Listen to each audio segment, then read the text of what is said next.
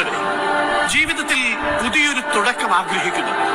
അങ്ങനെയെങ്കിൽ നിർബന്ധമായും ഉപേക്ഷിക്കേണ്ട 4 കാര്യങ്ങൾ പറയാം. കഴിഞ്ഞതിനെ കുറിച്ച് ഓർത്ത് ദുഃഖിക്കുന്നത് അവസാനിപ്പിക്കുക എന്നതാണ് ഒന്നാമത്. ചെയ്തത് ചെയ്തു, സംഭവിച്ചത് സംഭവിച്ചു, ഇനി അത് മാറ്റാൻ നമുക്കാവില്ല. ആകെ ചെയ്യാനാവുന്നത് അതിൽ നിന്ന് പാഠം ഉൾക്കൊണ്ട് മുന്നോട്ട് പോവുക എന്ന് മാത്രമാണ്. ഓരോ വീഴ്ചയും ഓരോ അധ്യായമാണ്.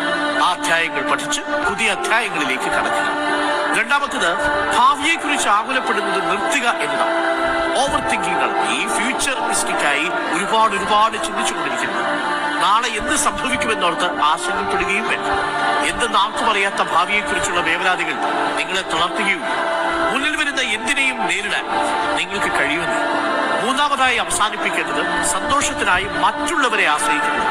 നിങ്ങളുടെ സന്തോഷത്തിന്റെ താക്കോൽ നിങ്ങളുടെ കയ്യിൽ തന്നെ ഭദ്രമായിരിക്കും. ചുറ്റുമുള്ളതെല്ലാം അതിനനുസരിച്ചാണ് മാറുന്നത് എന്ന് നിങ്ങൾക്ക് ബോധ്യം. സ്വന്തം കഴിവിനെ കുറച്ചു കാണുന്നത് അവസാനിപ്പിക്കുക എന്നതാണ് അവസാനം. നിങ്ങൾ വിചാരിക്കുന്നതിലും ശക്തിയും ശക്തനുമാണ്. പ്രതിസന്ധികളെ അതിജീവിക്കാനുള്ള സ്വന്തം മിടുക്കിനെ അംഗീകരിക്കുക. ഓരോ തിരിച്ചടിയും ഓരോ അവസരമാണ്.